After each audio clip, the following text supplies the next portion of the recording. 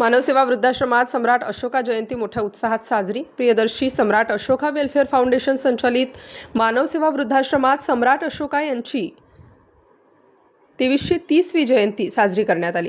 या प्रसंगी प्रमुख पाहुणे म्हणून ऐतिहासिक बौद्ध लेणी अभ्यासक व संशोधक अतुल भोसेकर, मनपाचे उपायुक्त गौतम हांडगे, BMA ग्रुपचे शैलेश अडांगळे, मानवसेवा वृद्धाश्रमाचे संस्थापक TL नवसागर, संचालिका सौ ललिताताई नवसागर, सौ सुरेखा हांडगे, सौ विजया गांगुर्डे, सौ सत्यभामा वाळवंटे, बालाजी सावंत, आनंद गौगुर्डे, सचिन कडलक, सुभाष सावंत, भगवान सावंत, भाऊराव वानखेडे, प्रसाद घनसावंत, दीपक महाले, तेजस नवसागर, मनोज महाले, विजय इंगळे, भरत यशवंते, प्रकाश नाठे व इतर मान्यवर उपस्थित होते। आलेल्या मान्यवरांच्या हस्ते महापुरुषांच्या पुतळ्यास पुष्पहार अर्पण करून दीपप्रज्वलन करण्यात आले। तसेच प्रमुख पाहुण्यांच्या हस्ते मानवसेवा वेबसाईटचे उद्घाटन करण्यात आलं। आलेल्या पाहुण्यांचा संस्थेचे संचालक TL नवसागर, सर्व सौ ललिताताई नवसागर यांच्या हस्ते पंचशील, शाल व पुष्पगुच्छ देऊन सत्कार करण्यात आला। यावेळी मान्यवरांकडून सम्राट अशोका जयंतीनिमित्त शुभेच्छा देण्यात आल्या। बौद्ध लेणी अभ्यासक अतुल भोसेकर यांनी सम्राट अशोका यांच्या कार्याविषयी, बौद्ध धर्म व त्यांचे विचार याबाबत सविस्तर मनोगत मांडले। यावेळी संचालिका सौ ललिताताई नवसागर यांनी संस्थेची प्रस्तावना सादर केली, तर सूत्रसंचालन विजय इंगळे यांनी केले। नमो तस् भगवतो अरहतो सम्मा संबुद्धस्स तस् भगवतो अरहतो तस् भगवतो अरहतो सम्मा संबुद्धस्स बुद्धं शरणं गच्छामि धम्मं शरणामि द्वितीयंपि धम्मं शरणं गच्छामि तृतीयंपि धम्मं पानातिपाता वीरमणि सिक्खापदं समादियामि अदीन्नदाना वीरमणि सिक्खापदं यस। आणि यांनी जी नवीन वेबसाईट चालू केली यासाठी जे गरजू आणि वृद्ध आहेत यांनी मोठ्या प्रमाणात सहभाग घ्यावा आणि ते बोलून सगळं थांबवतो। जय गुरु। वेलफेअर फाउंडेशन संचलित मानव सेवा केअर सेंटर यांनी आयोजित केलेला आजच्या या प्रियदर्शी सम्राट अशोक जयंतीनिमित्त आपण सर्व उपस्थित झाला। खरं म्हणजे या कार्यक्रमाला आदरणीय नवसागर सरांनी, मोहनभाऊ अडांगळे, आपलं BMA ग्रुपचे संचालक आदरणीय शैलेशजी अडांगळे, त्याचबरोबर विशेष उपस्थित झालेले आदरणीय अतुलजी भोसेकर सर, ज्यांना आपल्याला सर्वांना ऐकायचं आहे, त्याचबरोबर बरीच सर्व मान्यवर कंपनी या ठिकाणी उपस्थित झालेले आहेत। त्या सर्वांचं या ठिकाणी नवसागर दाम्पत्याच्या वतीने सहर्ष स्वागत करतो। स्वागत करत असताना खरं म्हणजे मानव सेवा केअर सेंटर जे आहे, जो वेलफेअर आहे, प्रियदर्शी सम्राट राजा अशोक मित्र, त्या सम्राट राजा अशोकाची आज जयंती आहे।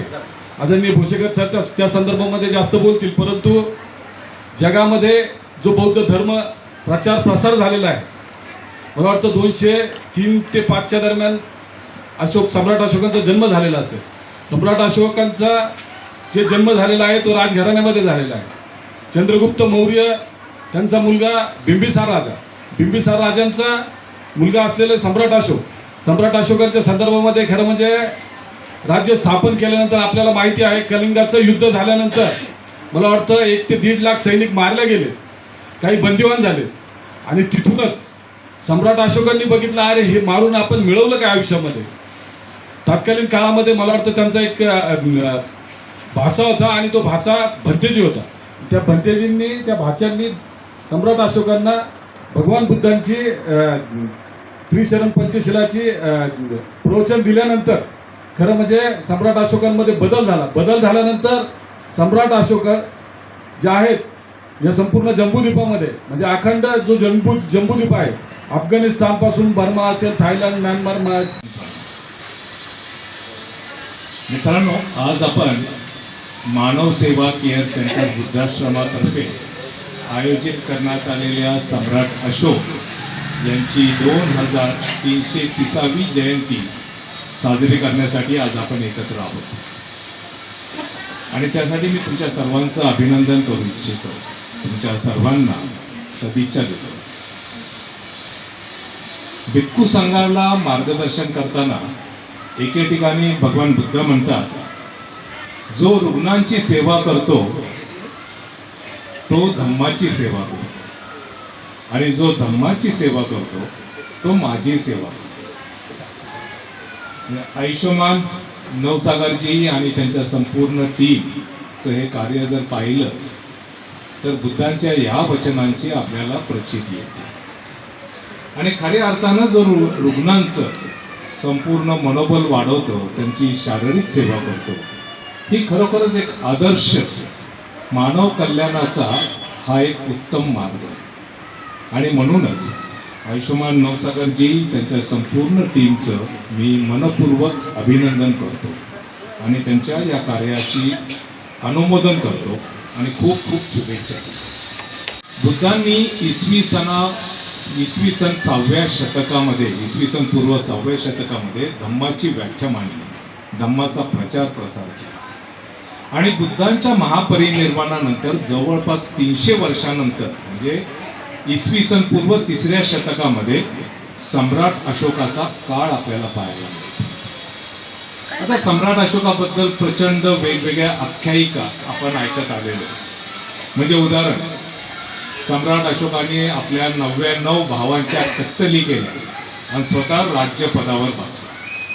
दुसरी गोष्ट, तो सुरुवातीच्या काळामध्ये प्रचंड क्रूर होता, कलिंग युद्ध केलं आणि तो क्रूर झाल्यामुळे आणि एवढं युद्ध केल्यामुळं आणि एवढी लाखो लोक मारल्यामुळं नंतर त्याला जे मेंबर्स आहेत ते मेंबर्स त्यांना मेंबर होण्याची इच्छा आहे ते मेंबर होऊ शकतात.